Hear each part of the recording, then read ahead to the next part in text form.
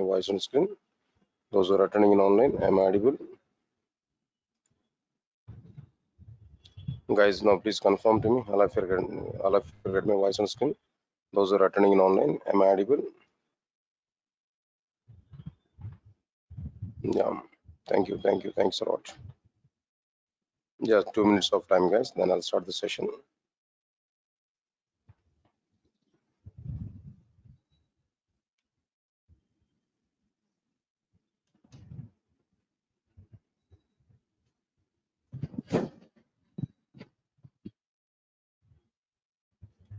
Right. Good evening, guys.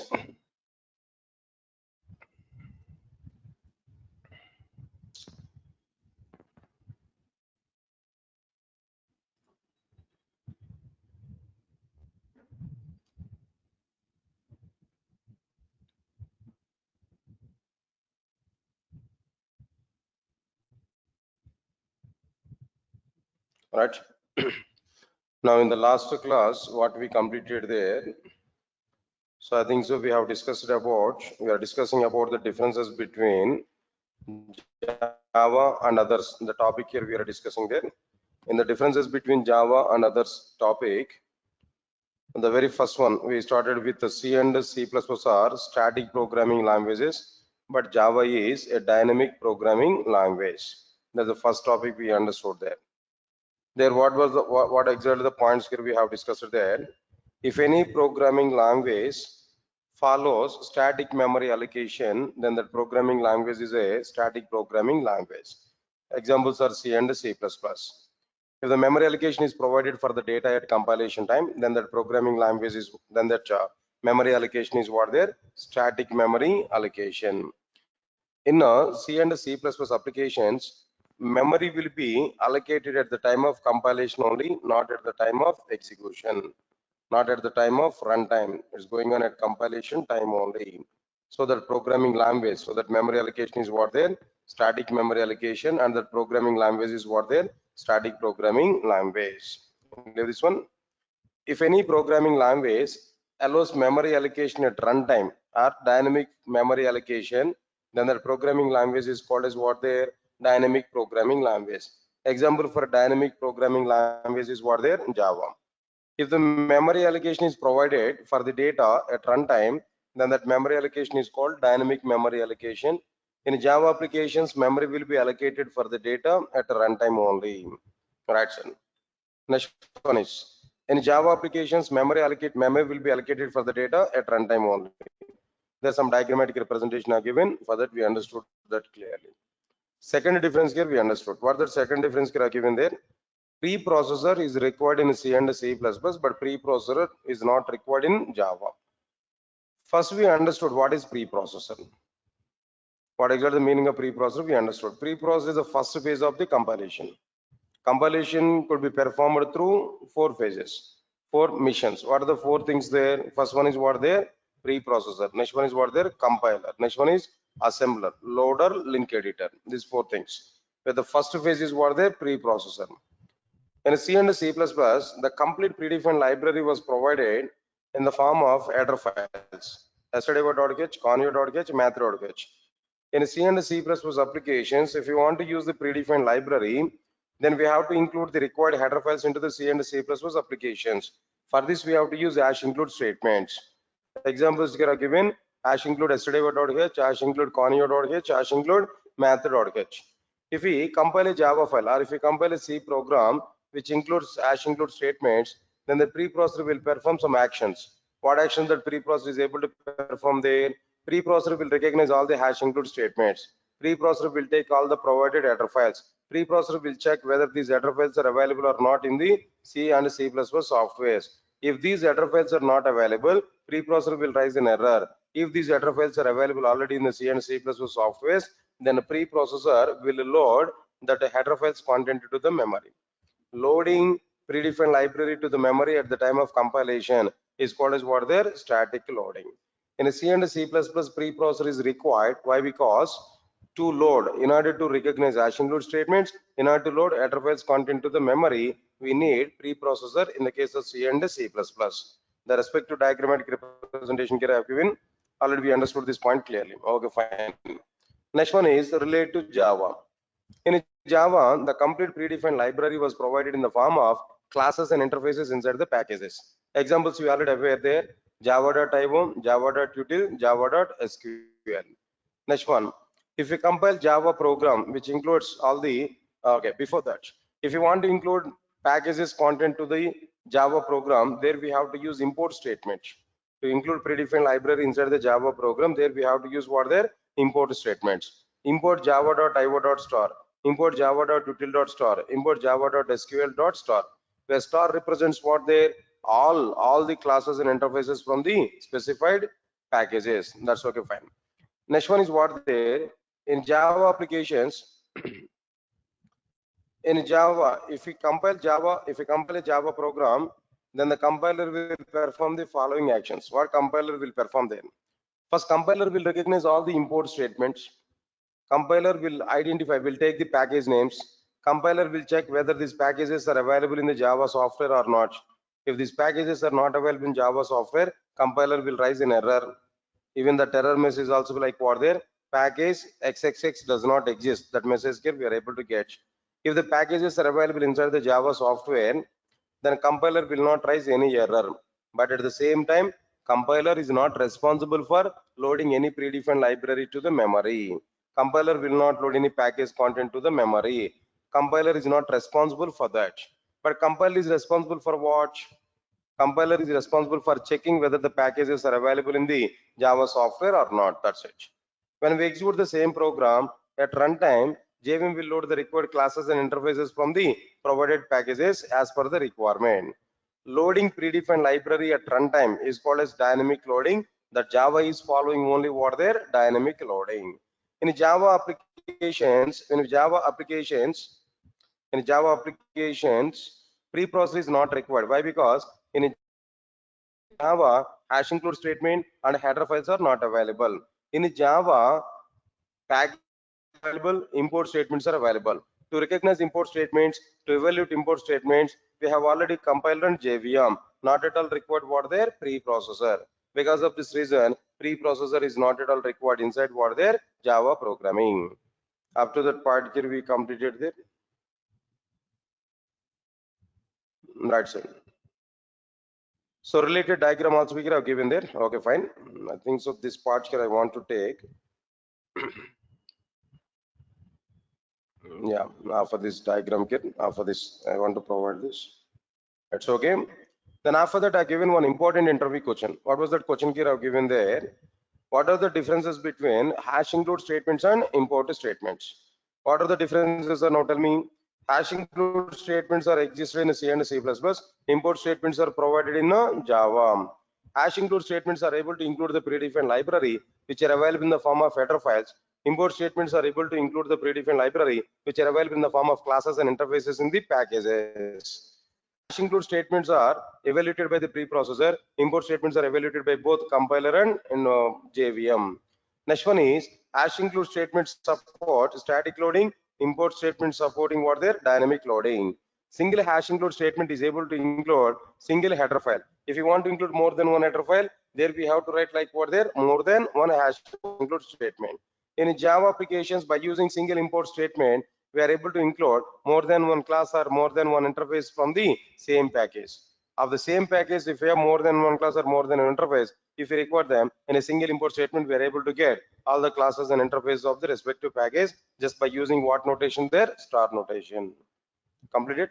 So this is exactly the content here what we understood then. Now we are going to understand the third difference. Observe carefully. So what is this third difference here? We are going to understand.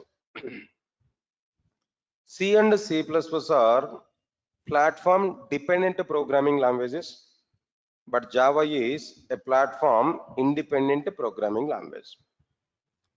Before understanding C, C++ and Java platform dependent or platform independent, before that, first we have to understand when a programming language is platform dependent programming language, when a programming language is platform independent programming language. First understand that.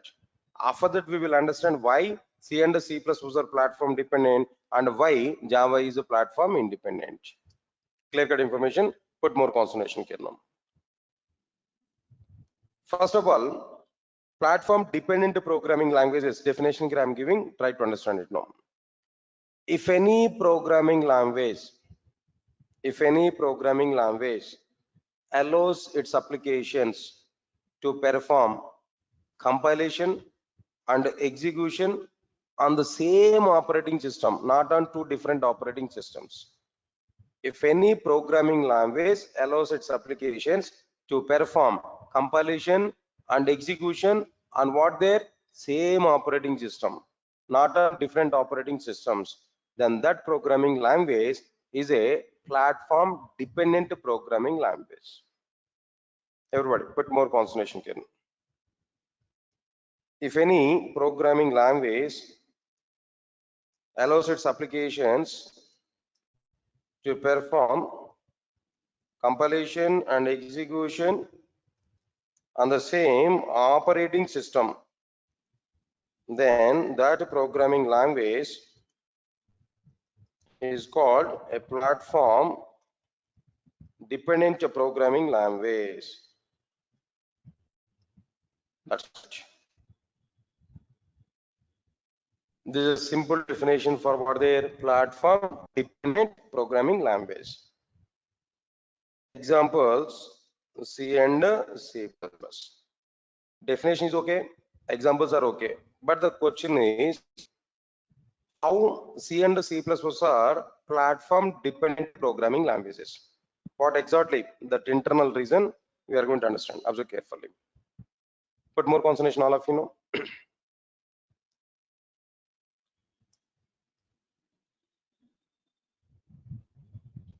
I want to take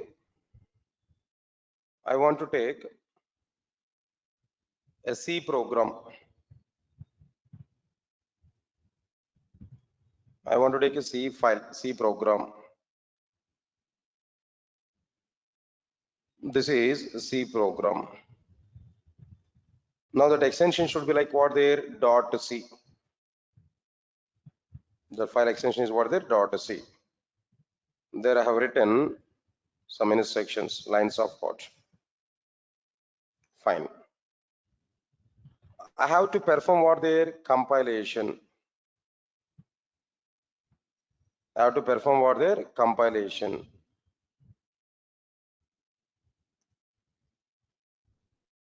This is compilation. When we perform compilation over C program, automatically we are able to get one type of file. What type of file here? We are able to get the .exe file. Inside the .exe file, what data is available here? We have to understand this point now. Okay, zeros and ones. Zeros and ones data is existed here. Okay,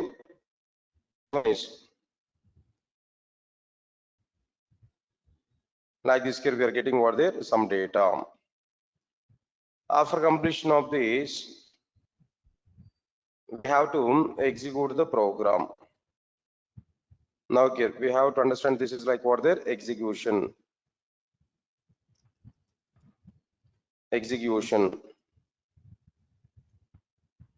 Who will execute this program? Actually, C engine.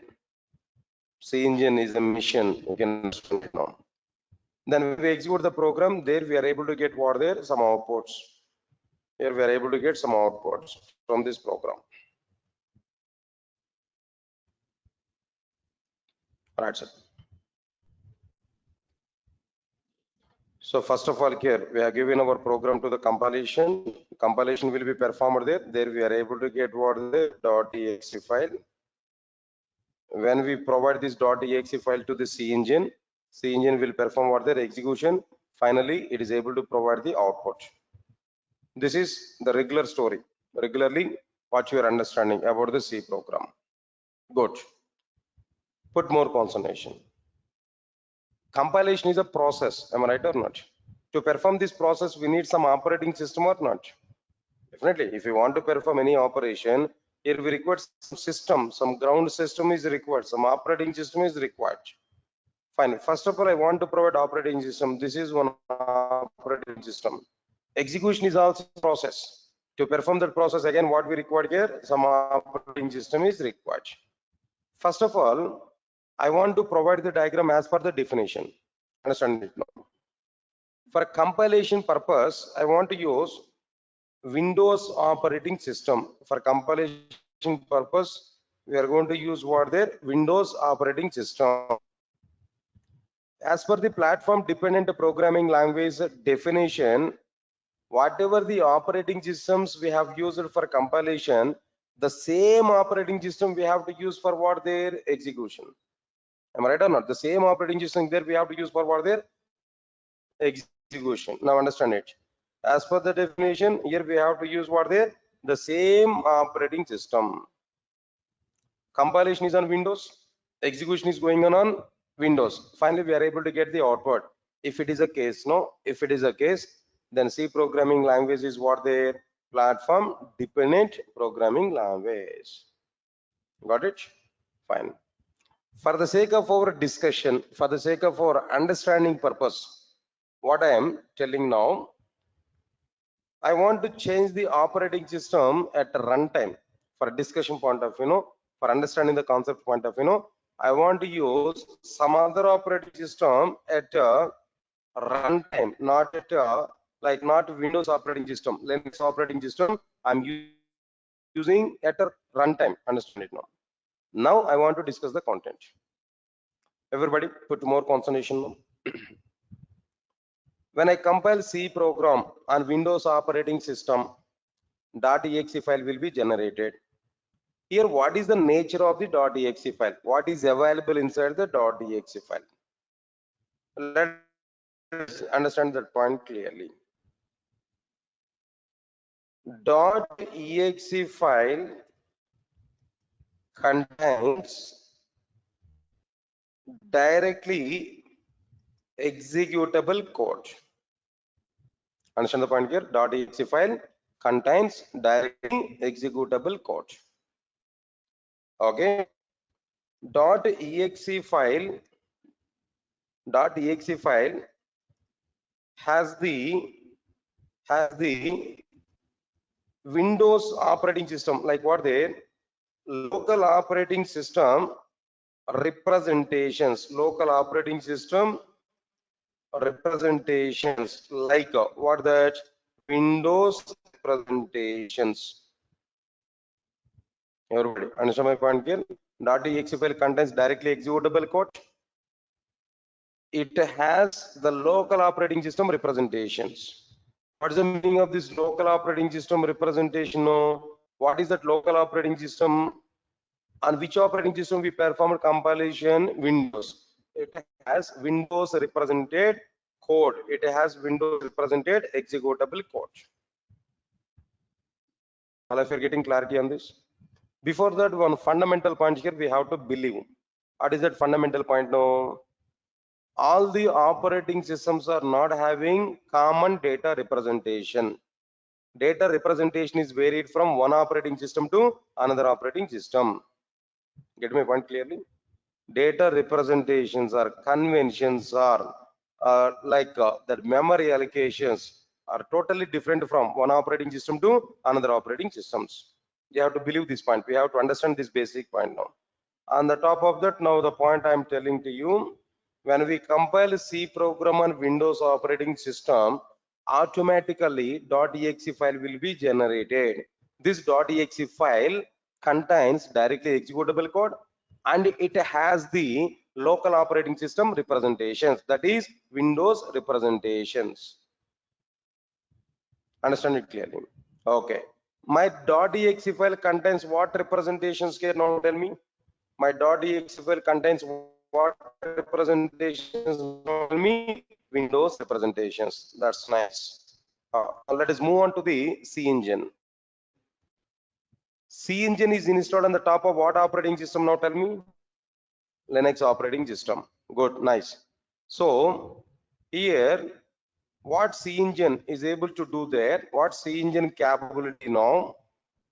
As it was installed on the top of the Linux operating system, C engine is able to understand and execute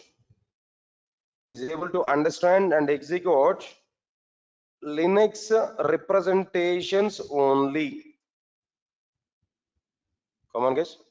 As it was installed on the top of the Linux operating system, it is able to understand and it is able to execute only what representations? No, Linux representations only.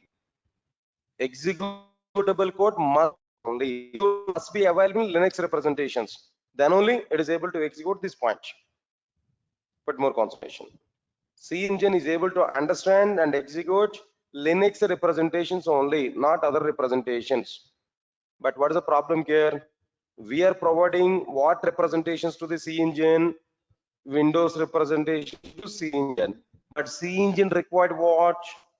C engine required what? Linux representations, where some mismatch is identified or not. Architecture wise, internal representations wise, some mismatch is identified or not. When this mismatch is provided, automatically Windows represented executable code will not be executed under Linux operating system. There, because of that reason, our program is not going to be executed. Our program is not going to be executed. But still, if you want to make execute our program, what we have to do now? Please remember, I am going to give one small hint. Remember this hint. I will use this hint in the future. If you want to execute this program, two options here we are going to take. Option number one, if you have any converters to convert the program from Windows representation to Linux representation, our problem will be solved. That Windows represented code I will provide to the converter. Converter will convert from Windows representation to Linux representation. Then our problem is going to be solved. But unfortunately, C software doesn't have any such kind of converters. C software has not provided any such type of converters. It doesn't have converters to convert the program from one representation to another representation. Remember this. So that option is not available. Second option here we have to type. What is that second option here? No alternative for it. No alternative for it. Simply at runtime we have to remove Linux operating system. In place of it, we have to provide the same operating system what we have used for compilation. The same operating system what we have used for compilation, here we have to use. If you provide Windows operating system for this Linux, now tell me what is the statement actually? C engine is able to understand and execute what now? Linux is not available. Now what we provided here? Windows operating system, same Windows we provided here. So because of that reason, there we are going to provide like what there? Windows representations. That's it. Now tell me what operating system we have used for compilation? Windows. What operating system we have used for execution? Windows. We compiled our program on what there? Windows. When we compile program on Windows, there we are able to get what there? Windows represented.exe file. Whenever we are getting Windows represented.exe file, if you're trying to execute that on Windows operating system, now C engine can understand and can execute that Windows represented executable code. Finally, program will be executed. Finally, here we are able to get what their outputs directly. 1 minute. Guys, those who are attending in online, just a small information. Actually, today internet was not good, then it was not connected. Then I connected through mobile phone. Whenever we are getting some uncomfortable, whenever we are not getting voice and maybe screen clearly, immediately give intimation to me so that I can go for some alternative. Okay, those are attending in online, just I'm giving clarity. I'm connected through mobile phone. Even mobile phone signals are also not good. If you are not comfortable, then immediately send a message to me. I can check it. Okay, no response. Okay, fine, good. Yeah, I'm good. At least this message might be audible to all the members now. Right, now let's move on to the point here. Okay, now finally here what we are getting the content here, now observe carefully. Finally, how C programming language is platform dependent programming language that we understood clearly. Can I move forward? Are you understanding the content clearly? Right, sir. Now let me take this diagram. Now I want to provide this. Now let me have some documents here about this. Right, sir. Now here itself I want to provide this document, understand it clearly. So now the point is what there. If we compile C program, if we compile C program under Windows operating system, if we compile C program under Windows operating system, then the compiler will generate .exe file will generate .exe file. Okay, where the .exe file contains the directly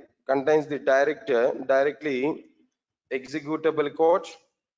Okay, it has the local operating system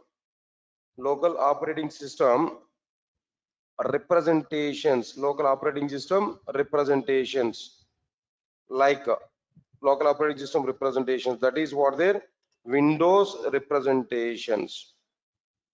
Observe carefully. In the above context, to execute the Windows represented .exe file, we must provide the same Windows representations, Windows operating system. We have to execute the Windows represented .exe file. We must provide the same Windows operating system. Okay.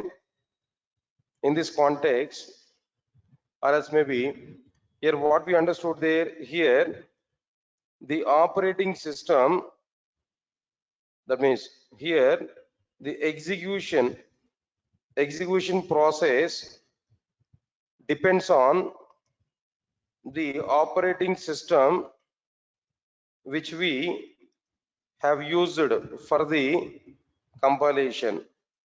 So because of that reason, here the execution process depends on the operating system which we have used for the compilation. So C and C++ are platform dependent programming languages. Guys, all of you get my point here? What I'm telling you, in the above context, to execute the Windows represented .exe file, we must provide the same Windows operating system. At runtime. Here, the execution process depends on the operating system which we have used for compilation. So C and C++ are what they platform dependent programming languages. That's it. Already diagram is already provided there. The related document also are given. That's okay. Leave this point here. Up to C and C++ we understood. Now our required point. How much you understood about C and C++, just leave it. But now here we have to understand about what there Java and its a platform independent nature, that we have to understand. First of all, what is platform independent programming language? What is the meaning of platform independent programming language? Observe carefully. If any programming language allows its applications to perform compilation on one operating system and execution is on another operating system. In the case of platform dependent programming languages, compilation and execution both must be on the same operating system. But in the case of Java or in the case of platform independent programming languages, compilation and execution must not be on the same operating system, may not be on the same operating system. They may be on two different operating systems. If it is possible, then the programming language is what they platform independent programming language. Understand this point here? If any programming language allows its applications to perform compilation on one operating system and the execution is on the another operating system, then that programming language is called platform independent programming language. That's it. It's okay, fine. Point is very clear. Now understand it clearly. Once we completed this part here, examples are like what there? Java. How Java is a platform independent programming language. That point here we have to understand. Okay, fine. The diagram already I given there for C programming language. Now I'm going to show the diagram for Java related. Observe carefully. Now I'm going to delete this diagram. Now observe carefully, all of you know. First of all, now here I'm going to take what there? Java. Java. Next one is we have to perform compilation.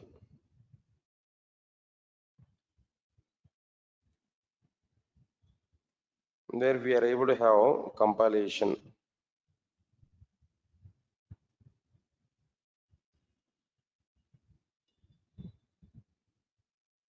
When we perform compilation, in the case of Java, what files here we are able to get, sir? Now tell me. When we perform compilation, there we are able to get what files? No, dot class files here we are able to get, not a .exe. In the case of Java, no such type of files. Only two types of files in Java: before compilation .java, after compilation .class. That's it. No confusion inside the Java. Now here we are able to get like what there? .class files. Fine.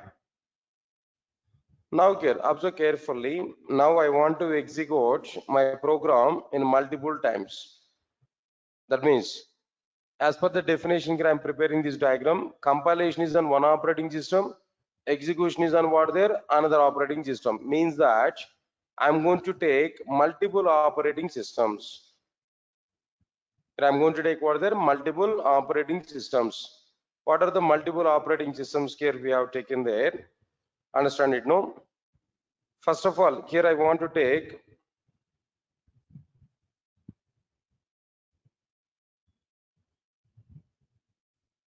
this is one execution,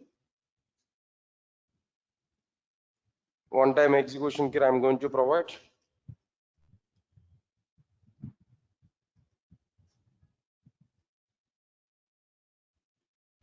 After that, when we execute the program, there we are able to get some outputs.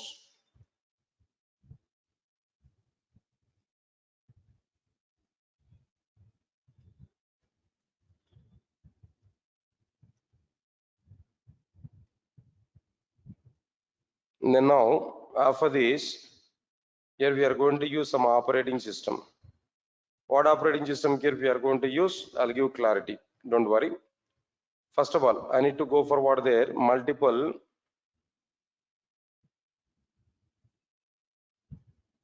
right, sir. Now compile this.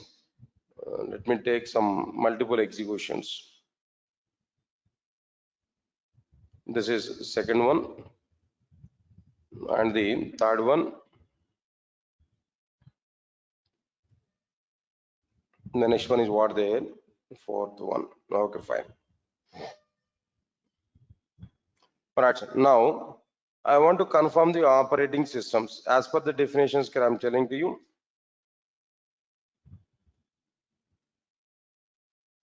First, I have to provide like what there? Windows operating system.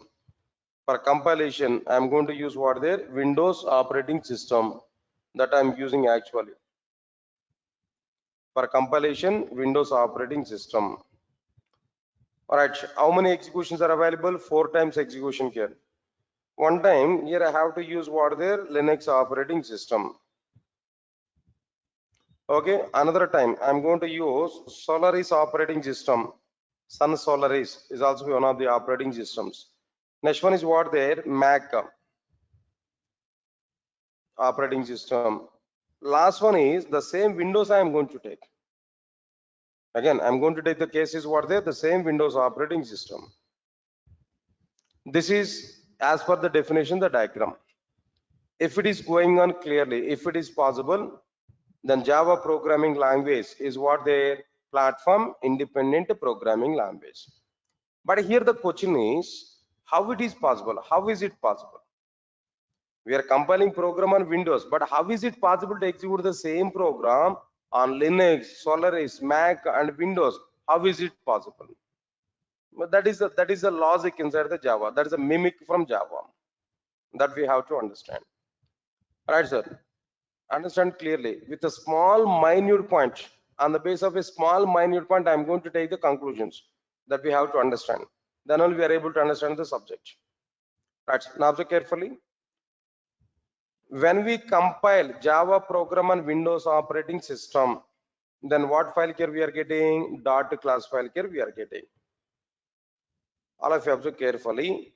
What is available inside the .class file? What is there inside the .class file? .class files contains bytecode. Is it? .class files contains what code? No, bytecode.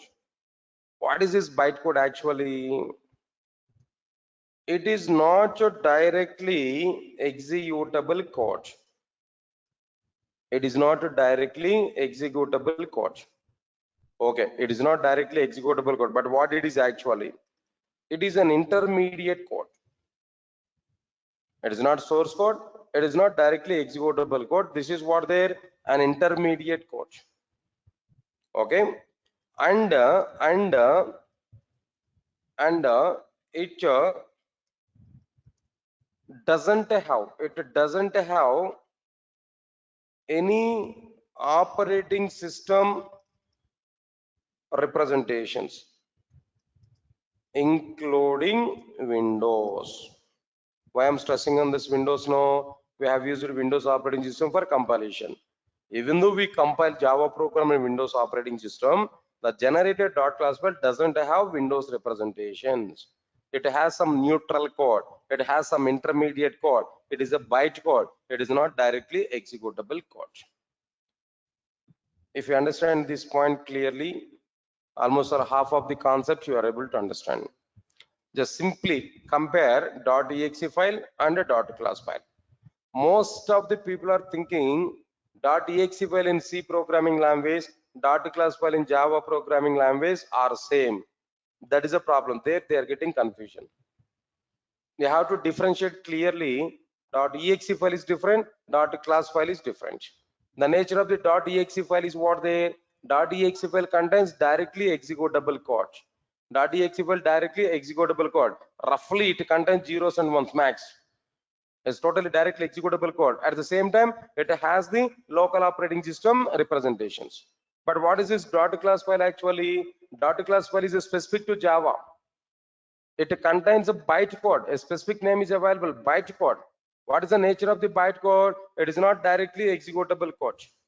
At the same time, it doesn't have, okay, it is an intermediate code. It is not source code. It is not executable code, mediator code, an intermediate code. That intermediate code doesn't have any of the operating system representations.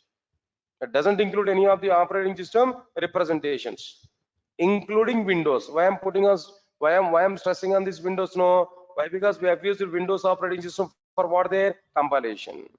Even Windows operating system representations are also be not available inside the .class file. Clear? Up to now? Fine. So a neutral bytecode is available in the .class file. That's it. But understand the point now. If you want to execute any bytecode under Linux operating system, that the bytecode must have Linux representations. Then only executable engine can execute our bytecode on the Linux operating system. Next term, execution is going on Solaris operating system, so it can execute only Solaris represented bytecode. This execution process is able to execute only Solaris representations. If you want to execute the program on MacBook, that executable code, that bytecode must have Mac representations. If you want to execute that bytecode on Windows operating system, that bytecode must have Windows representations. So now at present we are having a neutral bytecode. It doesn't have any of the operating system representations. But if you want to execute that code on any of the operating system, the operating system respective representations must be available, must be required. Then only that code is going to be executed. Now still we are getting some gap or not? Still we are getting some mismatch or not? Almost all this mismatch is same as the C programming language mismatch or not? In C programming language, .exe file contains Windows representations, but a C engine is available on Linux operating system. It required Linux representations. Windows and Linux gap is available. Now what is the gap now? Here we are having a neutral bytecode. It is not having any of the representation. An intermediate code is available, but required code is what there. Maybe if you want to execute that program on Linux, no, Linux code is required. If you want to execute that on Windows, no, Windows code is required. If you want to execute that on Solaris, no, Solaris code is required. If you want to execute the same bytecode on MacBook, no, Mac code is required. But our provided code is what there? A neutral bytecode. Mr. Alifer, get me point or not? A neutral bytecode is available. But if you want to execute that bytecode on any of the operating system, the local operating system representations are required. Still, that mismatch is identified, that gap is identified. Exactly, in this particular situation. Put more concentration, all of you know. Exactly, in this particular situation, to make Java as a platform independent programming language, to make Java program to run under all the operating systems, Sun Microsystems has provided converters. Sun Microsystems has provided converters, but it was not provided in the case of C programming language. Converters are not provided in the case of what there? C programming language, but in Java, converters are provided to fill this particular gap. What converters that Java Sun Microsystems has provided here? All of you understand it, no? Exactly in this location here we are having converters. Exactly in this location here we are having what there? Converters. Now this is one converter, and this is another converter. Now this is another converter. Right, like here. Now here we are having what there? These converters. Now tell me, what is the job of this particular converter, sir? Now here we are having some converters that we know already. Just I'm taking this. This is a translator or converter. Sorry. Like what there? This is like what there? Translators or converters, whatever it may be. This is one converter. Here also here we are using another one. Like this here we are able to provide all 4 converters as we want to execute our program on 4 operating systems. What is the job of this particular converter? No, this converter will take neutral bytecode as an input. It will convert that neutral bytecode to Linux representations. Are you getting my point or not? Linux represented bytecode is called native code. Linux represented bytecode is what there? Native code. All of you understand it clearly? This native code, native code is a directly executable code now. This native code is what there? Directly executable code now. This native code contains what representations? No, local operating system representations. If we give this native code to the execution, it will execute it and it is able to provide output. Now the same way, now here, understand the point clearly what I am telling there. Next one is what? Now, what is the job of the second converter? Now tell me. The job of the second converter is it will take the neutral bytecode as an input and it will convert that neutral bytecode into the local operating system. What is that local operating system now? Solaris operating system. Now that Solaris represented bytecode is called as what there? Native code. This is Linux native code. This is a Solaris native code. Similarly, what is the job of this converter here now? This converter will take neutral bytecode as an input. It will convert that neutral bytecode into Mac representations. Now this is also a native code, but which native code it is now? Mac represented native code. Similarly, this converter will take this neutral bytecode as an input. It will convert that neutral bytecode into what there? Windows representations. Now that is also a native code. Windows represented in native code. But see the point here, we compiled program on Windows operating system and we are going to execute the same program on Windows operating system. Even though we have used the same Windows operating system, still we require converter or not? Still we require what there? Converter. Why? Because even though we compiled our program on Windows operating system, what dot class file here we are getting? It contains bytecode. It doesn't have any of the operating system representation. Now, if you want to execute that program on Windows operating system, there again we require what there converters. The Sun Microsystems has provided what there these converters clearly. All of you are getting clarity up to now. All right. Observe carefully how Sun Microsystems has provided these converters. That is my question. How Sun Microsystems has provided these converters in outside. If you come for this particular point, answer is very clear. All of you observe carefully. Sun Microsystems has provided these converters along with the execution process in a simple component. Sun Microsystems has provided these converters and as well as conversion and as well as execution in a component, in an internal component, in a single component. Again, here also Sun Microsystems has provided conversion mechanism and execution mechanism in a single component. In a single component. Just 1 minute.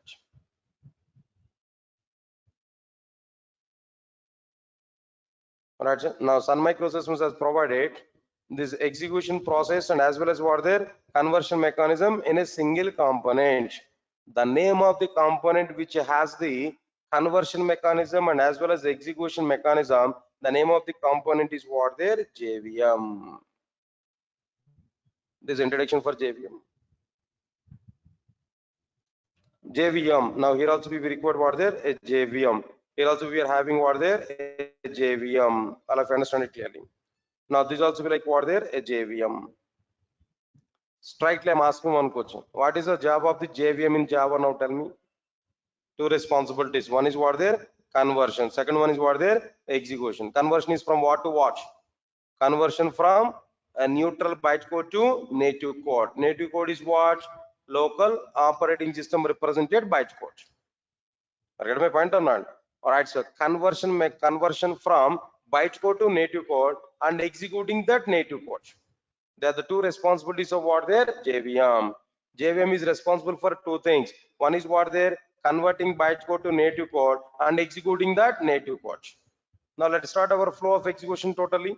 First of all, we are giving Java program to what there compilation on Windows. It will generate dot class file. Dot class file contains what representations? No bytecode. That bytecode is not directly executable code. It is an intermediate code. It doesn't have even any of the operating system representations like Windows. Then if we give that neutral bytecode to the JVM, JVM will translate that neutral bytecode into native code, local operating system represented code. Then it will execute that native code directly. Then it is able to provide some output. That's it. Yeah, the total mimic is going on with the JVM. Yeah, the total magic is going on with what there JVM. In that way, Sun Microsystems has given what there JVM component. Is it all of you getting it or not? Can I ask a question now? Can I ask a question now? Now tell me first of all, how many times we compiled our program? Come on, how many times we compiled our program? Compilation is in how many times now? One time, only one time. But how many times we are executing our program? In this diagram, how many times we are executing the program? 4 times we are executing the program. Am I right or not? 4 times we are executing the program. Am I right or not? Now my question is, for 4 times execution of our Java program, how many JVMs we required? Is that only one JVM or 4 JVMs? That's my question. Think and give answer now. Then 4 time execution of the Java program, how many JVMs here we required? Is that only one JVM or 4 JVMs? That's my question. Think and give the answer. Is that only one JVM or 4 JVMs? Of course, in the diagram, I might be given for physical representations. But my question is very clear. How many JVMs now? Is that only one JVM or 4 JVMs? At least you have to say your opinion then. Don't sit ideally. 1 JVM or 4 JVMs? Right. How many of you are saying 1 JVM? Please raise your hands now. Nice. Perfect. How many of you are saying 4 JVMs? Only 1 member, 2 members. Right. Now the answer is what there? 1 JVM is not. 4 JVMs is the right answer. No, not 1 JVM, 4 JVMs. Yeah, I'll give proof and I'll give the reason also. Now try to understand it clearly. All of you observe carefully. 4 JVMs is the right answer. How 4 JVMs? I'm giving clarity. Now try to understand it. No. Java is a platform independent programming language because of JVMs only. Listen carefully. Java is a platform independent programming language because of JVMs only. But JVM is a platform dependent component. But JVM is what there? Platform dependent component. It was not platform independent. It is a dependent. Maybe it may take some time to digest this point here. First interview will ask a question to you. Now tell me, what is this Java? Is it a platform dependent or platform independent? Everybody will say that Java is a platform independent programming language. Now JVM is a component inside the Java. Am I right or not? Yes, sir. Now what is that JVM? Now tell me, platform dependent or platform independent? 99% of the people are saying that JVM is also a platform independent. Why? Because Java is a platform independent. Most of the people are thinking in this way. They are able to give the wrong answer like what there. JVM is also a platform independent. Why? Because Java is a platform independent. But the point is what there. Java is a platform independent because of JVMs only. But JVM is what there? Platform dependent. Observe carefully. This JVM is Linux based JVM. This JVM is a Solaris based JVM. This JVM is a Mac JVM. This JVM is what there? Windows JVM. Put more concentration, what I'm telling you now. So once a Linux based JVM is available, is it possible for the JVM to do its functionality on Windows operating system? Is that Linux based JVM is performing its operations under Linux operating system? No. Windows based JVM is working on any Linux operating system? Solaris based JVM is working on any MacBook? No, definitely. If you are using Mac operating system, Mac based JVM is required. If you are using Windows operating system, Windows based JVM is required. Understand my point clearly now? If you are using like what the Linux operating system, Linux based JVM is required. So finally the conclusion is what there? Java is a platform independent programming language because of what? JVMs only. But JVM is what? Platform dependent component. Then immediately we make it one more question.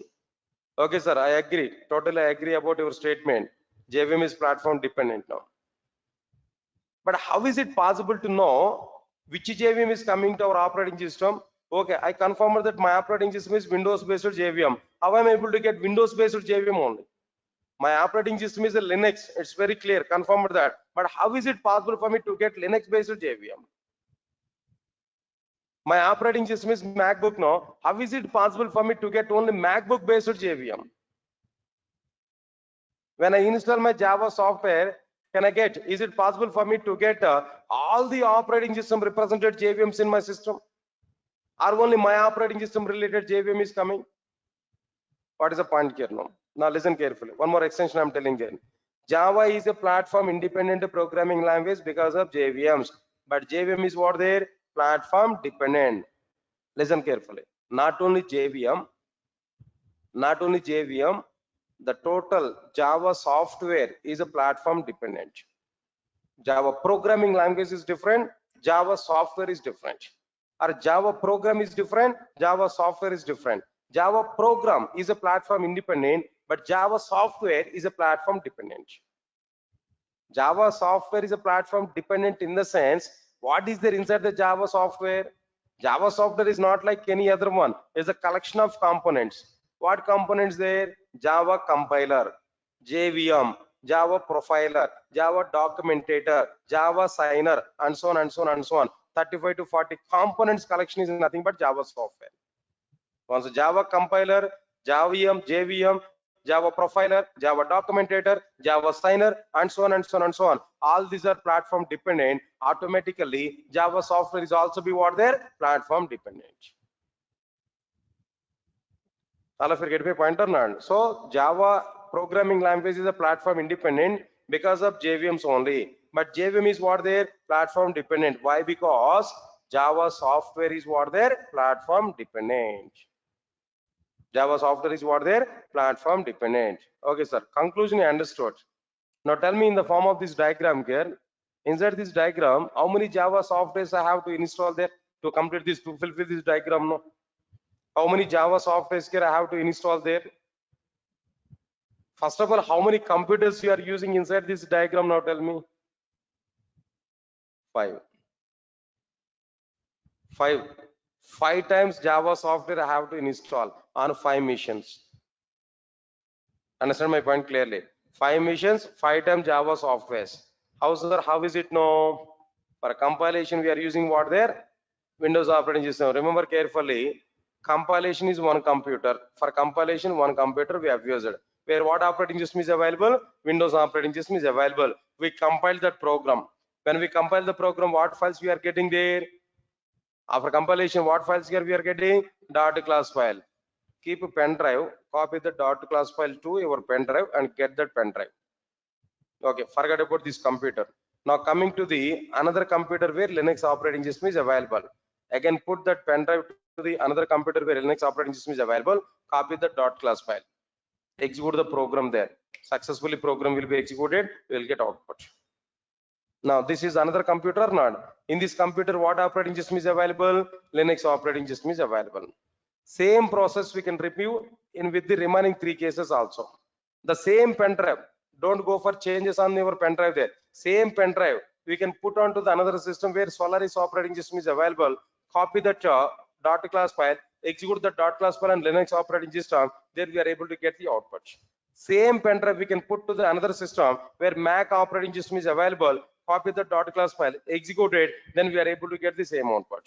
Understand my point here? Same program. What is that now? Same program we can collect from what there we can get from the pen drive. Then same we can copy to Windows operating system. There we can execute. There we are able to get the output. I'll forget my point or not. So, but if you want to compile the program, we require to install Java software or not. If you want to compile the program, we require to install Java software or not. Is it possible to compile a Java program without Java software? No, we must require Java software or not. So on a compilation computer, you must install Java software. But which Java software we have to install? Windows based Java software we have to install there. In the first computer, we have to install what Java software? Windows based Java software here we have to install. Here Windows based Java software. Okay. Now here also we are doing some execution process. In this case, we need to have a system where we need to have a Linux operating system. On this Linux operating system, what Java software we have to install there? Linux based Java software we have to install. On the Solaris operating system, which Java software here we have to install? Solaris based Java software here we have to install. On MacBook, which Java software here we have to install there? Mac based Java software here we have to install. On Windows, which Java software here we have to install there? Windows represented Java software here we have to install. Yes, sir. I'll forget my point or not. So at each and every computer, the operating system specific Java software we have to download. Operating system specific Java software there we have to install. Is my point is clear to all of you know? But again, still my question is what there? How is it possible to get my local operating system related Java software? Okay, my operating system is Windows. I'm ready to compile my program on some other operating system. I'm ready to execute my program on Windows operating system. But first of all, I need to have Windows based Java software or not? How is it possible for me to get Windows based Java software into my computer? Observe carefully. Further here, what I'm telling to you, I'll give this diagram. Don't worry. Further here, what I'm telling to you know, Sun Microsystems or Oracle Corporation. Please all of you understand it. No, Sun Microsystems or Oracle Corporation, whatever it may be, they have given Java softwares individual to the operating systems, not as a common Java software for all the operating systems. They are given Java software on the basis of the operating systems. Let's see this one. I want to show that proof clearly. Java downloads. I'm going to use Java downloads page. All right, sir. Oracle website here I'm going to use there in a new tab. Yeah, taking much time.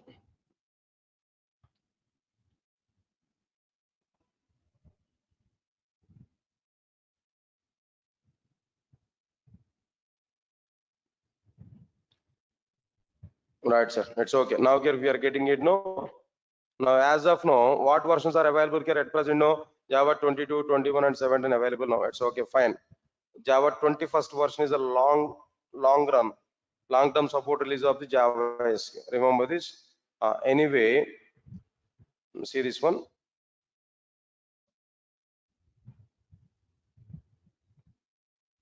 What they have specified clearly. What are these three? No, operating systems. All these are like what the Linux flavors. If I click on this, no, Mac OS flavors. If I click on this, Windows flavors. Sir, latest versions I'm telling them. Observe carefully. 22nd version of the Java. Say for example, I don't want to use even this 22nd version of the Java. For simplicity purpose, I want to go with what there Java 8 version. Java 8 version. Now, observe carefully. I want to download this. If you want to go for download operation here, now observe carefully. So these are the Java softwares related to what their Linux flavors. This is the Java software for what their Mac. These are the Java softwares for what their Solaris. These are the Java softwares for what their Windows. My straightforward question to all of you: if Java software is a platform independent programming language, then what is the use of, what is the requirement of providing these many Java softwares on the basis of the respective operating systems? No. At least by seeing this download option here, we can understand clearly Java software is a platform dependent or not. Answer my point, for example, if I click on this link, what operating system, what Java software we are able to get now? Windows based Java software here we are able to get. If I open that Windows based Java software, there we can find a Windows based compiler, Windows based JVM. Answer my point here now. If I click on something else like what there, this particular link now, Mac based Java software will come. If I open it, there we can identify Mac based compiler, Mac based JVM. Understand my point, like this, before going to download and install your Java software, first of all, we have to confirm what operating system is your operating system. On the basis of that only, the respective Java software we have to download from internet, that we have to install in our operating system. Say for example, if I download Linux based Java software, is it possible for me to install that under Linux operating system, sorry, Windows operating system? If I download Linux based Java software, is it possible for me to install under Windows operating system? Is it possible? No, definitely it is not possible here. Observe carefully. It is not at all possible. So because of that reason, what's the point I'm telling there?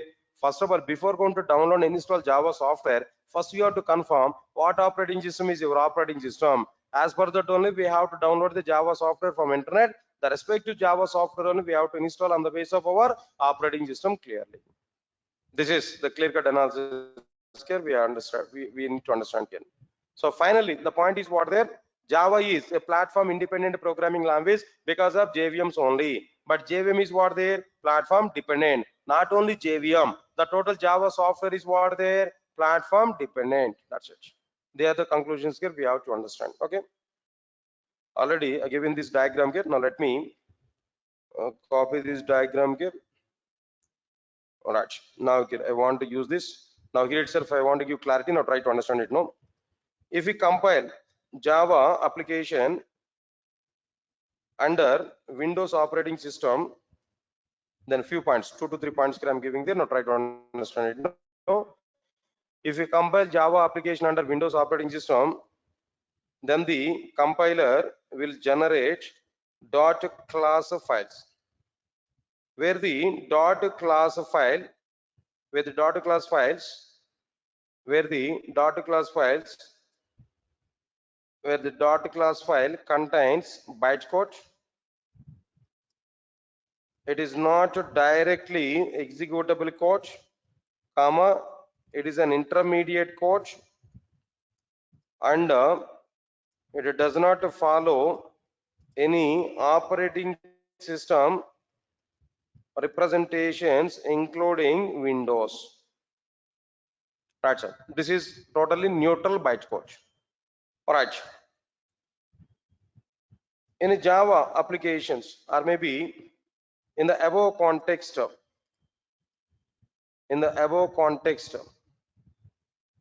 if you want to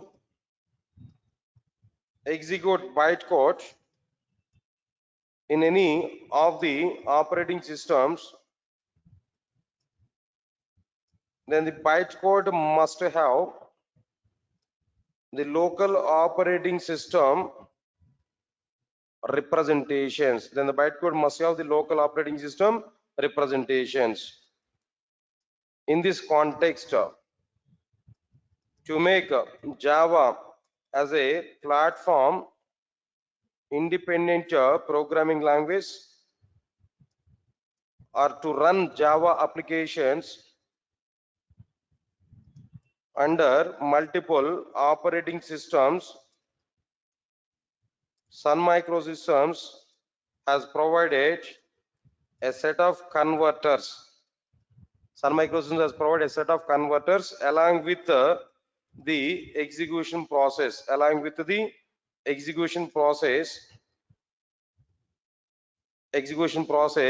inside the JVM, along with the execution process inside the JVM.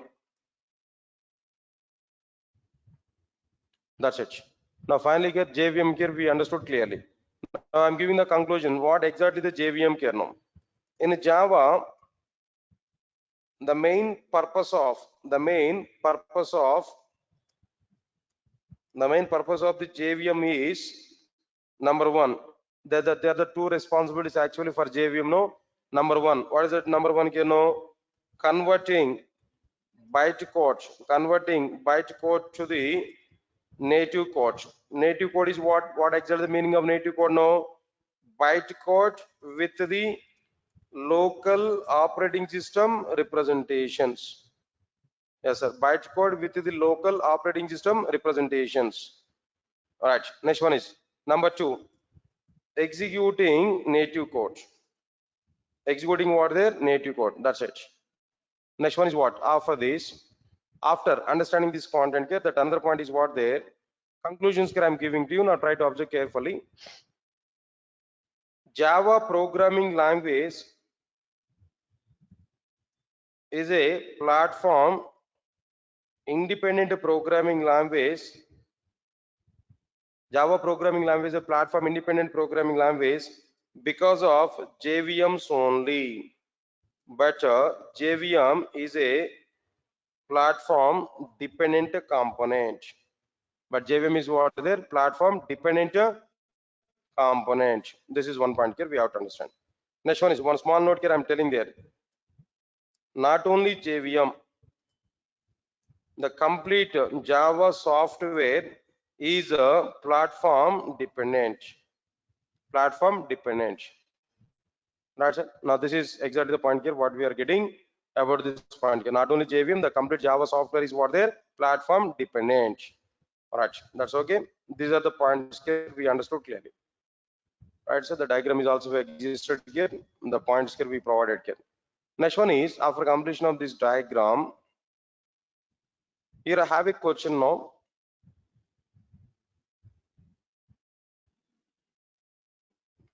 No, it's okay, no problem.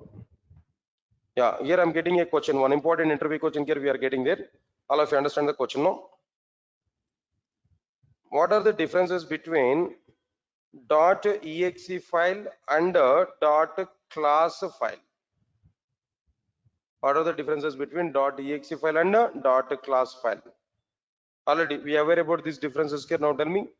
Already we understood that 2 to 3 points here. Only 2 to 3 points. Now first of all, tell me .exe files exist in C and C++, whereas .class files exist in what there? Java. .class files exist in C and C++. .class files exist in Java. Point number 2. All of you understand it, no? Point number 2. .exe files contains directly executable code, whereas .class files contains directly executable code. .class files contains a bytecode. It is not directly executable code. It is an intermediate code. Right, sir. .class. Right, so now here we can understand the point. That's okay, fine. Now point number 3. Next one is .exe file .exe files are platform dependent files. Am I right? .exe files contains local operating system representation. So they are what? They're platform dependent files. But whereas .class files are platform independent files. Platform independent files. Understand my point here? Why platform independent? No, they has the bytecode. That bytecode is what? There an intermediate code, not a directly executable code. It doesn't have even any of the operating system representations like Windows, right, where we compile our program. Leave this one. Next, general point. Now observe carefully. .exe file is able to provide lesser security for the data. Sure. C programming language is a lesser secured programming language. .exe file is providing lesser security. Not only that, in general, in outside, most of the viruses are going to be provided through .exe files. Majority of the viruses are introduced through what? Their .exe files. No, observe carefully. But .class files are able to provide more security for the data. How more security for the data? When compared with the C programming language, Java is a more secure programming language. In general, in outside also, no virus is provided through .class file. But majority of the viruses are provided through what? Their .exe files. But max, no viruses are going to be provided through what? Their .class file. Even if we provide any virus through .class file, before executing your program, JVM will check whether this code is a perfect or right code or not. Internally, security manager is available. That security manager will interpret each and every byte of the code. If any misformations are coming, if any mismatched content is coming, program will not be executed. There itself, JVM will stop the program execution, will raise an error, will raise an exception directly. So by that we can understand that .class file is what? There more secure. That means will provide more security, but .exe file is providing what? There less security. That's it. They are the four differences here we understood. Totally platform dependent and platform independent, the total content is completed. Okay, right, so this difference is complete. Next we are going to understand that another difference, that is what? There pointers are required in C and C++, but pointers are not required in Java. So this is the point here we are going to understand, and tomorrow I will explain this topic there. Now without fail, try to understand the tomorrow's classroom. Tomorrow I will complete this topic. After that I'm going to talk about multiple inheritance is not possible in Java. But why multiple inheritance is not possible in Java? Some reasons here we are going to understand. Okay, then without failure, now try to attend for these classes. Okay, right, sir. Thank you. Thanks a lot. I'll meet you tomorrow. Thank you.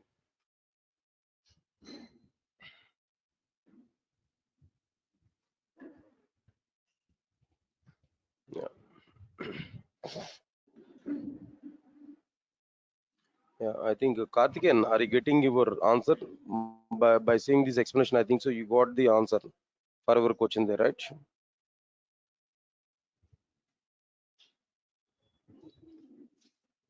Yeah, thank you. That's fine. Yeah, guys. Then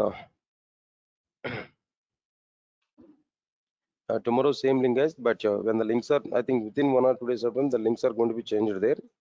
Definitely. Then Redmi people are doing this. Tomorrow same, but after 10 to 15 days of time, I'll change it at 6 o'clock, 6 or 6:30. Yeah, then a few days of time, just within week to 10 days of time, I'll start it. Okay. I think then if it is a case, no, then 10 minutes before I will finish the session. Don't worry for it. Max. Okay.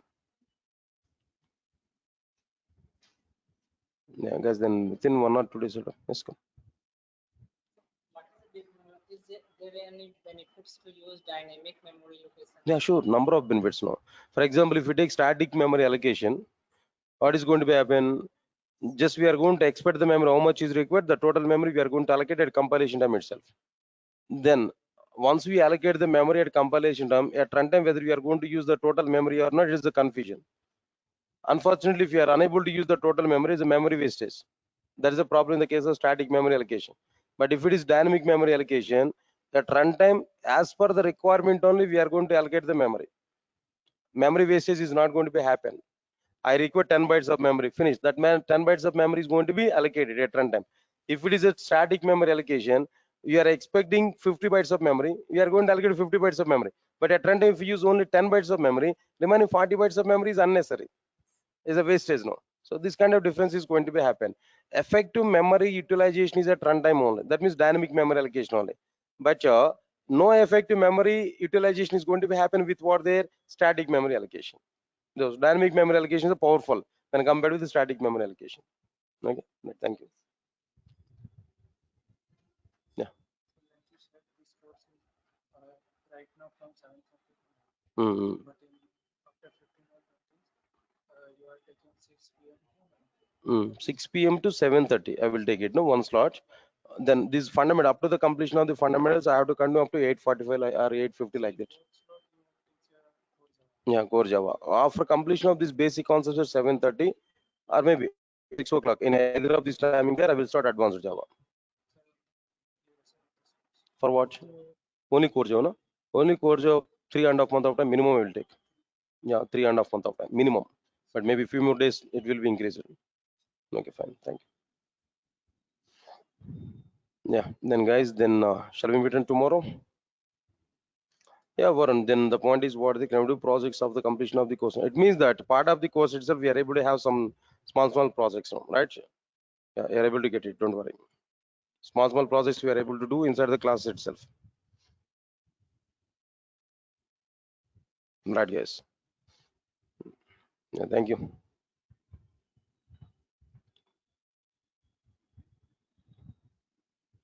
Thank you, guys. Thanks a lot. Shall we meet on tomorrow?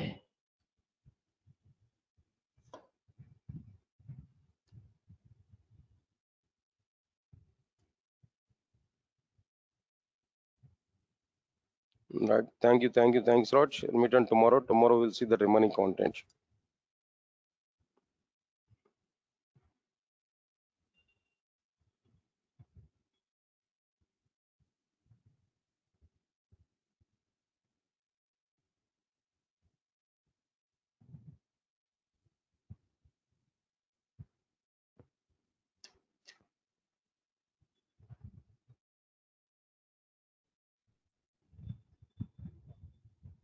Mhm.